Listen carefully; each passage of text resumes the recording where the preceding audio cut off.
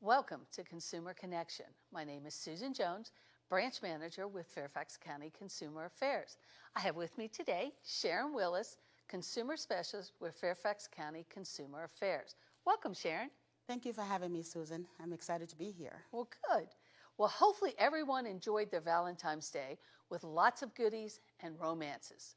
Unfortunately, romance scams do not just happen on Valentine's Day, but it can occur at any time. Today's topic is on romance scams. We will also provide you information on National Consumer Protection Week. So Sharon, it is my understanding that romance scams are a major financial loss that is often facilitated through social media. What do we need to know about romance scams? Romance scams are a type of online crime that takes money from people seeking relationships via internet, dating sites, social media, or mobile apps. Romance scams are very common and can be quite devastating. Romance scams are included among the highest amount of financial losses when compared to other internet-related offenses. So when you speak about online relationships, what are you talking about? For many, it's the intentional act to seek out relationships by meeting people through online dating sites or dating apps. For others, it is entering into a relationship that they were not looking for but fell into the relationship anyway. Millions of people use online dating apps or social networking sites to find and meet their next true love interest. The next true love. So what is the most vulnerable to romance scams? Both younger and older adults are susceptible of falling victims to romance scam. According to the Federal Trade Commission, adults age 60 and over, romance scam rose 13% between 2021 and 2022. This type of scam uses the promise of romance to lure victims. It further stated in 2020 that total losses for those over 60 years of age totaled $84 million from romance scams. Romance scams usually target individuals of various ages. The reason may differ from younger and older adults. Younger adults may be more susceptible due to lack of experience and vulnerabilities, while other adults are financially stable, lonely, and more trusting. So how does this scam work? You post a dating profile and up pops a promising match. Good-looking, smart, funny, and personable. Phony suitors will also seek out targets on social media. This potential mate claims to live in another part of the country or to be abroad for business or a military deployment. But he or she seems smitten and eager to get to know you better and suggests you have your relationship to a private channel like emails or a chat app. Over weeks or months, you feel yourself growing closer. You make plans to meet in person, but for your new love, something always comes up. Then you get an urgent request. There is an emergency, such as a medical problem perhaps, or a business crisis, and your online companion needs you to wire money quickly. He or she will promise to pay it back, but that will never happen. Instead, the scammer will keep asking for more until you finally realize you have been a victim of a scam. So what are some of the common red flags that scammers use? Scammers may ask for money or personal information. The scammer will provide various reasons for needing financial assistance. For example, medical emergencies, travel expenses, or business ventures. The scammers want to leave the site immediately and use personal email or instant messaging to communicate with you.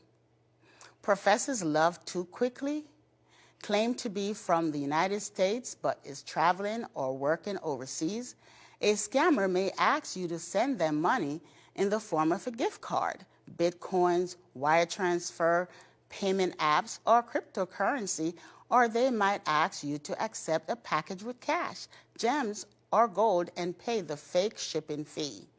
Scammers will make plans to visit you but tell you they are delayed by costly problems such as they lost airline tickets or visas, a medical emergency, or their account is blocked. Wow, scammers cover all their bases when trying to trick an unsuspecting person. So what are some of the ways to protect yourself from a romance scam? Cut off all contacts and communication immediately. Trust your instincts. If something does not feel right or is too good to be true, it probably is. Never send money, gift card, or PIN number to a love interest you haven't met in person, especially if they ask you for financial assistance or emergency funds. Communicate with trusted friends, family, and listen to them. They can offer support because dealing with a scam can be emotionally draining. Research images online of love interest profile pictures, name, and any information they have provided to see if it is associated with another name or with details that don't match up.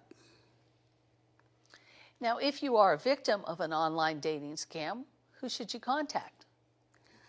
If you believe you have encountered a dating scam, report it to the online platform where you met the scammer. Report it to the following authorities, such as the Federal Trade Commission at reportfraud.ftc.gov, Federal Bureau of Investigation Internet Crime Complaint Center at www.ic3.gov/.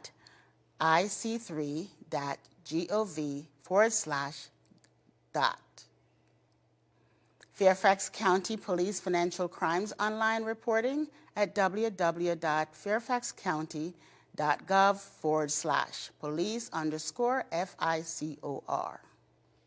So how can we learn more about romance-related scams?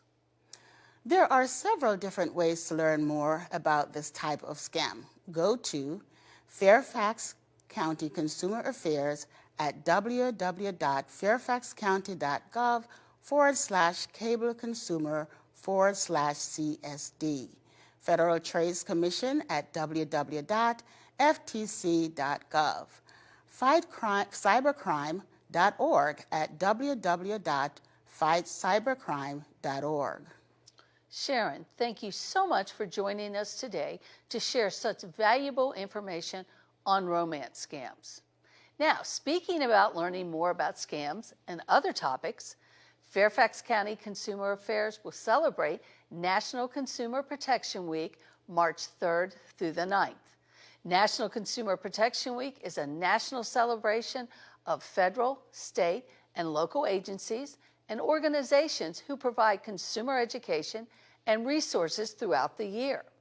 Consumer Affairs is committed to ensuring that Fairfax County consumers have the tools and resources that they need to understand their consumer rights, navigate the marketplace, and make informed decisions. Sharon, can you tell us about the events that start off National Consumer Protection Week? On Monday, March 4th, we will be at the Sully Community Center in Herndon. On Tuesday, March 5th, we will be at the Jerry Highland Government Center in Alexandria. Both events will have lots of great consumer information. Please visit the website on the screen for more information. National Consumer Protection Week 2024, Cable and Consumer Services, fairfaxcounty.gov. So, what is next on the agenda? On Wednesday, March 6th, there will be a workshop at the Lincolnia Senior Center in Alexandria. The presentation topics are Consumer Affairs 101, Medical Billing, Who is Watching Whom, Your Smart TV, and Your Privacy. In addition, there will be a variety of exhibit booths to get great consumer information. Well, definitely a great opportunity for everyone to stop by. Now, is there something special Consumer Affairs plans to showcase this week? I am so glad you asked. Consumer Affairs is celebrating Consumer Affairs Day on Thursday, March 7th at the Fairfax County Government Center. The Virginia Department of Treasury unclaimed property will be there, so come check it out. You might have some unclaimed properties waiting for you.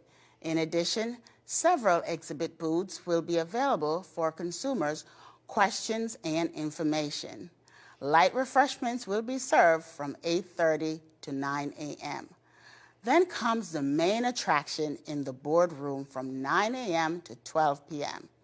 Staff from Consumer Affairs will provide presentations on Consumer Affairs 101, Tenant and Landlord, Understanding Your Lease, and Dealing with Maintenance Issues, Medical Billing, Vehicle Purchase and Maintenance Issues, and will end with a presentation on scams.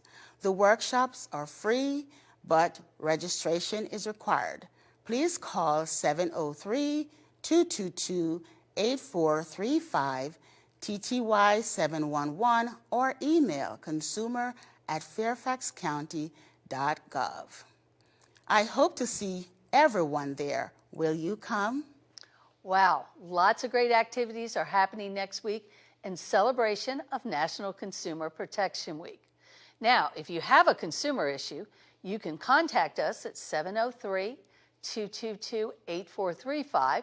You can like us on Facebook at Fairfax County Consumer Affairs, or visit our website at www.fairfaxcounty.gov/cableconsumer. Once again, please join us on Thursday, March 7th for Consumer Affairs Day. Have a great week and see you next time on Consumer Connection.